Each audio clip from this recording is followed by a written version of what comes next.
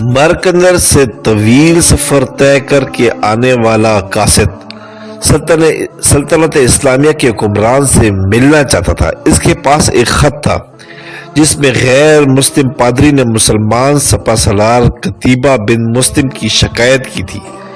پادری نے لکھا، ہم نے سنا تھا کہ مسلمان جنگ اور حملے سے پہلے قبول اسلام کی دعوت دیتے ہیں۔ اگر دعوت قبول نہ کی جائے تو یہ جزیہ دینے کا مطالبہ کرتے ہیں، اور اگر کوئی ان دونوں شرائط کو قبول کرنے سے انکار کرے تو جنگ کے لیے تیار ہو جاتے ہیں۔ مگر ہمارے ساتھ ایسا نہیں کیا گیا ہے اور اچانک حملہ کر کے ہمیں مفتوح کر لیا گیا ہے۔ یہ خط سمرقند کے سب سے بڑے پادری نے اسلامی سلطنت کے فرمانروا عمر بن عبدالعزیز کے نام لکھا تھا۔ دمشق کے لوگوں سے شہنشاہ وقت کی قیامگاہ کا معلوم کرتے کرتے وہ قاصد ایک ایسے گھر جا پہنچا کہ جو انتہائی معمولی اور خستہ حالت میں تھا۔ ایک شخص دیوار سے لگی سیڑھی پر چڑھ کر چھت کی لپائی کر رہا تھا اور نیچے کھڑی ایک عورت گہرا اٹھا کر اسے دے رہی تھی۔ جس راستے سے آیا تھا واپس اسی راستے سے ان لوگوں کے پاس جا پہنچا جنہوں نے اسے راستہ بتایا تھا۔ اس نے لوگوں سے کہا کہ میں نے تم سے اسلامی سلطنت کے بادشاہ کا پتہ پوچھا تھا، نہ کہ اس مفلوک و حال شخص کا جس کے گھر کی تک چھت بھی ٹوٹی ہوئی ہے۔ لوگوں نے کہا، ہم نے تجھے پتہ ٹھیک ہی بتایا تھا، وہی حاکم وقت عمر بن عبدالعزیز کا گھر ہے۔ قاصد پر مایوسی چھا گئی اور بے دلی سے دوبارہ اس گھر پر جا کر دستک دی۔ جو شخص کچھ دیر پہلے تک لپائی کر رہا تھا وہی اندر سے نمودار ہوا۔ قاصد نے اپنا تعارف کرایا اور خط عمر بن عبدالعزیز کو دے دیا۔ عمر بن عبدالعزیز نے خط پڑھ کر اسی خط کی پشت پر لکھا، عمر بن عبدالعزیز کی طرف سے سمرقند میں تعینات اپنے عامل کے نام۔ ایک قاضی کا تقرر کرو جو پادری کی شکایت سنے۔ مہر لگا کر خط واپس قاصد کو دے دیا۔ سمرقند لوٹ کر قاصد نے خط کا جواب اور ملاقات کا احوال جب پادری کو سنایا تو پادری پر بھی مایوسی چھا گئی۔ اس نے سوچا، کیا یہ وہ خط ہے جو مسلمانوں کے اس عظیم لشکر کو ہمارے شہر سے نکالے گا؟ انہیں یقین تھا کہ کاغذ کا یہ ٹکڑا انہیں کوئی فائدہ نہیں پہنچا سکے گا، مگر کوئی اور راستہ بھی نہ تھا۔ چنانچہ خط لے کر ڈرتے ڈرتے امیر لشکر اور حاکم سمرقند قتیبہ بن مسلم کے پاس پہنچے۔ قتیبہ نے خط پڑھتے ہی فوراً ایک قاضی کا تعین کر دیا جو اس کے اپنے ہی خلاف سمرقندیوں کی شکایت سن سکے۔ اللہ اکبر۔ قاضی نے پادری سے پوچھا، کیا دعویٰ ہے تمہارا؟ پادری نے کہا، قتیبہ نے بغیر کسی پیشگی اطلاع کے ہم پر حملہ کیا۔ نہ تو اس نے ہمیں اسلام قبول کرنے کی دعوت دی تھی، نہ ہی ہمیں کسی سوچ و بچار کا موقع دیا تھا۔ قاضی نے قتیبہ کو دیکھ کر پوچھا، کیا کہتے ہو تم اس دعوے کے جواب میں؟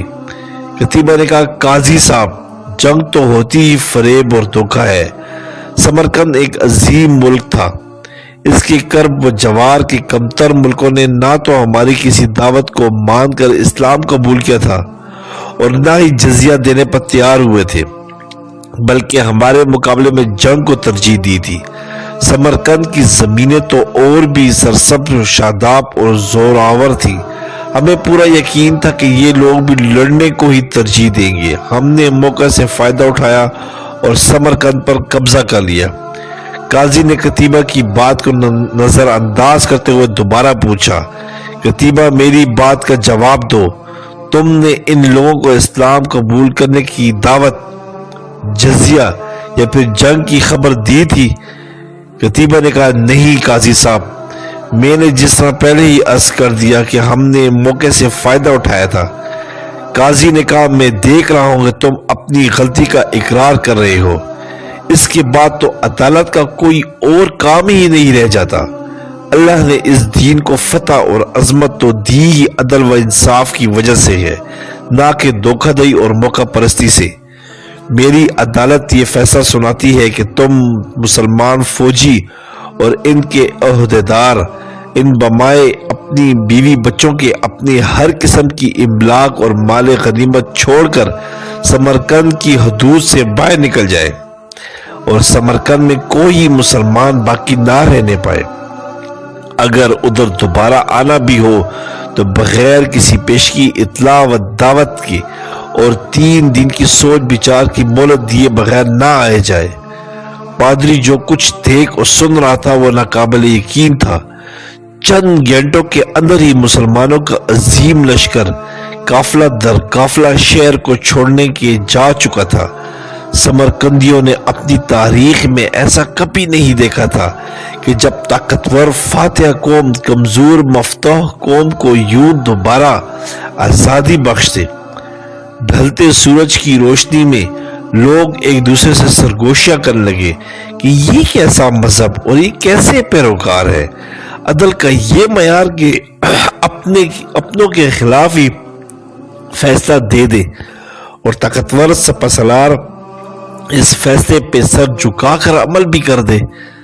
تاریخ گواہ ہے کہ تھوڑی ہی دیر میں پادری کی قیادت میں تمام شہر کے لوگ گھروں سے نکل کر لشکر کے پیچھے سرحدوں کی طرف دوڑے اور لا الہ الا اللہ محمد رسول اللہ کا اقرار کرتے ہوئے ان کو واپس لے آئے کہ یہ آپ کی سلطنت ہے اور ہم آپ کی رعایا بن کر رہنا اپنے لیے فخر سمجھیں گے۔ دین رحمت نے وہاں ایسے نقوش چھوڑے کہ سمرقند عرصے تک مسلمانوں کا دارالخلافہ بنا رہا۔ کبھی رہبر دو عالم حضرت محمد صلی اللہ علیہ وسلم کی امت ایسے بھی ہوا کرتی تھی۔ سبسکرائب کریں، لائک کریں اور بیل آئیکن پہ کلک کریں تاکہ آپ کو اس طرح ہی پیاری اچھی اسلامی ویڈیو ملتی رہے۔